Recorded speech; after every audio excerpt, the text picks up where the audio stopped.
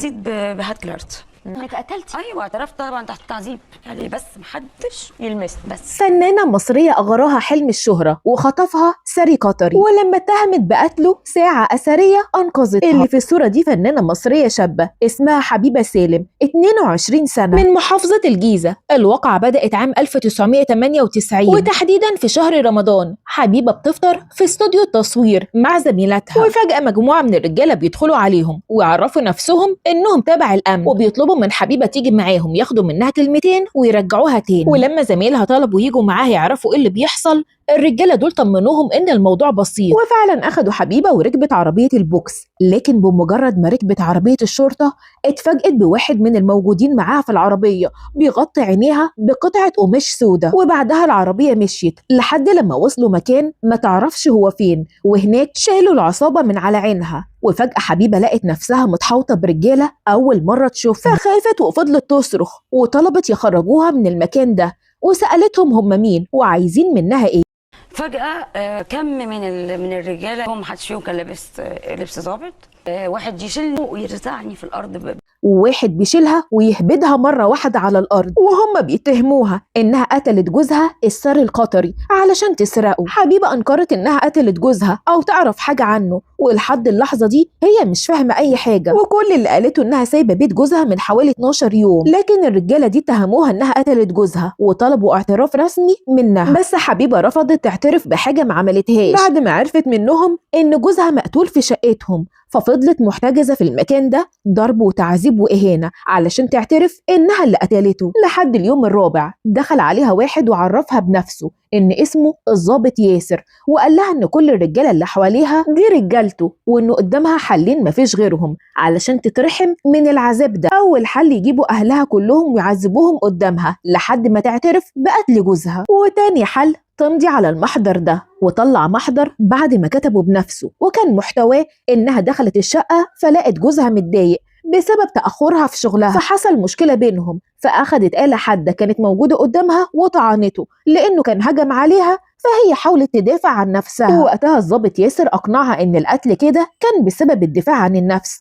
قال لي مش ده محامي ب3 مليم هيطلعك، دفاع عن النفس، وإنه بيطمنها تاخد حكم مخفف. حبيبة كل اللي جه في بالها هو خوفها على أهلها إن الضابط ده يأذيهم، علشان كده وافقت على الحل التاني، وهي مش فاهمة حاجة غير إن جوزها القطري مات مقتول. وفعلا حبيبة مضت على المحضر واتحولت على النيابة ومنها للمحاكمة، واتحكم عليها ب10 سنين سجن. واتحولت حبيبة لسجن القناطر الخيرية علشان تقضي عقوبتها. القضية دي كانت من أكبر قضايا الرأي العام وقتها بسبب جوزها الساري العربي ومنصبه في السفارة وعلاقته بحبيبة كفنانة مبتدئة، وتم الضغط إعلاميا في حل القضية دي. وطبعا اسمها كان انشطب من نقابة المهن التمثيلية، وزمايلها في الوسط الفني قطعوها تماما والكل بعد عنها. واللي محدش كان يعرفه إن تم اتهام حبيبة ظلم في القضية دي. القصة بدأت بحبيبة من أسرة متوسطة الحال، كل حلمها إنها تكون فنانة مشهورة، وفعلا دخلت الوسط الفني من وهي عندها 18 سنة، واتدرجت في الأدوار البسيطة في الأفلام والمسرحيات. ومن أشهر أدوارها رجل مهم جدا وشباب تيكا واي وكان يوم حبك. ويعدي 4 سنين لحد لما بقى عندها 22 سنة خدت دور كويس جدا في مسرحية غيرت كل حياتها، مسرحية بهلول في اسطنبول. وأثناء ما كانت بتقدم دورها في المسرحية اللي كانت عاملة شهرة كبيرة وقتها، واللي كان بيحضرها كبار الزوار وفئة معينة من المسؤولين، واللي كان من ضمنهم عطلة جعفر، رجل أعمال قطري ثري جدا بيشتغل في الاستيراد والتصدير غير شغله في منصب دبلوماسي في السفارة القطرية بالقاهرة. عطلة بمجرد ما حضر المسرحية لفت نظره جدا جمال ورقة حبيبة برغم دورها البسيط، لكن عطلة قرر يتعرف عليها وفعلا قابلها وأبدأ إعجابه بدورها، ولما كلمها إعجابه زاد بيها جدا لدرجة إنه طلب يتجوزها. والحقيقة إن عرض الجواز ده كان مغري جدا بالنسبة لها، ساري قطري وعايز يتجوزها بالحلال وحبها من أول نظرة. لكن حلم حبيبة إنها تكون نجمة مشهورة،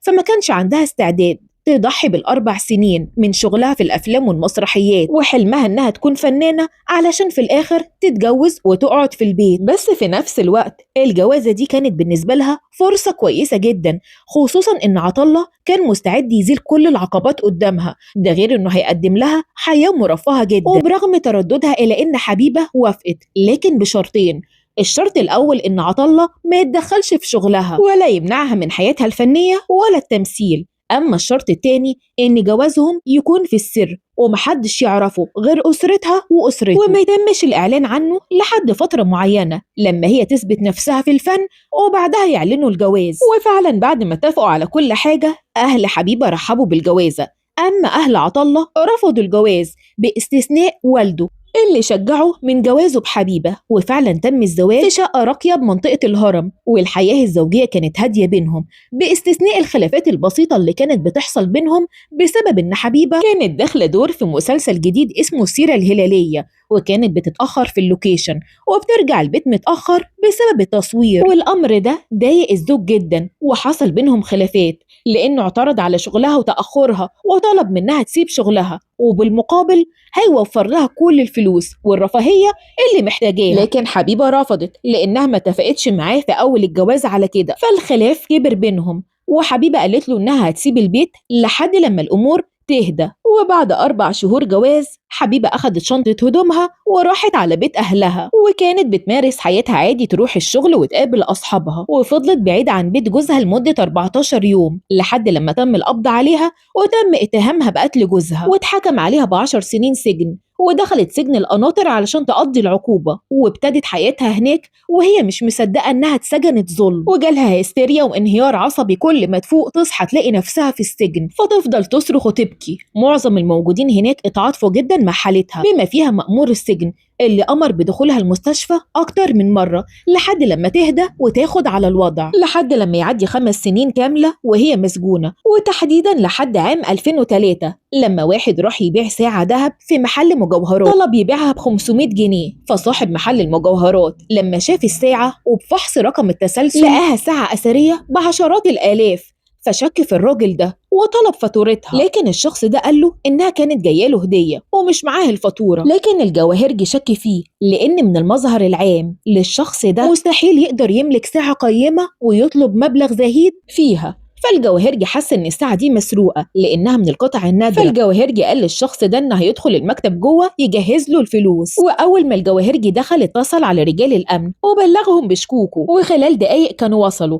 وتم القبض على الشخص ده. وبسؤاله عن مصدر الساعه هي بتاعته بس مش فاكر كان جايبها منين، وبالتحريات عنه تبين ان الشخص ده له سجل جنائي وكان في السجن بيقضي فتره عقوبته في قضيه سرقه، ولسه خارج من السجن من حوالي شهر. وبالضغط عليه اعترف ان الساعه دي مسروقة من حوالي 5 سنين. كان له صديق بيشتغل سواق عند رجل أعمال قطري اللي هو عطلة، وإنه عرف من السواق ده إن عطلة عنده هوس بشراء المقتنيات الأثرية وشقته دي عبارة عن تحف، وعرف كمان منه إن مراته حبيبة غضبانة في بيت أهلها والشقة ما فيهاش غير عطلة، وإن هو والسواق و4 كمان اتفقوا يسرقوا الشقة. وبعد ما اتفقوا على الخطة السواق كان عمل نسخة من المفتاح، ويوم الواقعة عام 1998 وتحديدا الفجر دخلوا الشقة بنسخة المفتاح، ووقتها عطلة كان نايم في غرفته، فدخلوا عليه وطعنوه حوالي 30 طعنة. وبعد ما خلصوا سرقوا الذهب والتحف اللي موجودة وهربوا من غير ما حد يشوفهم، وبسبب انهم كانوا لابسين جوانتيات فما كانش في اي بصمات غريبة في الشقة، والدخول كان بنسخة المفتاح، فالدخول كان مشروع ومفيش اي اقتحام في الشقة ولا في بعثرة في المحتويات. وبعد كام يوم من الواقع ريحة بشعة بتطلع من الشقة، فالجيران بيبلغوا رجال الأمن وبيتم اكتشاف الجثة. رجال الأمن لما دخلوا الشقة ما لقوش غير عقد الجواز العرفي الخاص بحبيبة، فتم القبض عليها لأنها المشتبه الوحيد في القضية، خصوصا ان مقتنيات جوزها محدش كان يعرفها غير حبيبة، وتم القبض عليها. وللأسف الضابط علشان يقفل القضية ولأن مفيش أي مشتبه فيهم غير حبيبة فتم اتهامها. المتهم قال ان هو لما خرج من السجن ما كانش معاه فلوس، فطلع الساعة الأثرية دي اللي هو أصلا ما يعرفش قيمتها علشان يبيعها، واعترف على شركائه وتم القبض عليهم. وتم إعادة فتح قضية حبيبة بعد ما المتهمين ال6 أكدوا إنها ملهاش أي علاقة بالجريمة ولا يعرفوها. وبعد الطعن على الحكم قضت محكمة النقض بإلغاء حكم محكمة جنايات الجيزة بمعاقبتها بالأشغال الشقة لمدة 10 سنين، وإعادة محاكمتها والمتهمين ال6 بتهمة قتل جوزها القطري، ومحاكمة رئيس مباحث الهرم السابق بتهمة تعذيبها لإجبارها على الاعتراف بقتل جوزها. وتم تبرئة حبيبة ومعاقبة 6 متهمين بالسجن المشدد، أحكام مختلفة ما بين 15 سنة و10 سنوات، وإلزام وزارة الداخلية بتعويض الفنانة حبيبة مبلغ 1,000,000 جنيه، وده كان أكبر مبلغ تعويض تم إصداره في القضاء المصري، تعويض عن الأضرار المادية والمعنوية. وقضت المحكمة بحبس الضابط 6 أشهر مع إيقاف التنفيذ وعزله عن الوظيفة لمدة سنة، بعد ما المحكمة اتأكدت من مراجعة ملفه إن دي المرة الوحيدة اللي استخدم فيها تهديد. القضية دي هزت الرأي العام وقتها، وبعد ظهور براءة حبيبة الفنان يوسف شعبان كان نقيب المهنة التمثيلية أعاد قيد اسمها في سجلات النقابة، وكلم الممثلين والمنتجين علشان حبيبة ترجع تشتغل.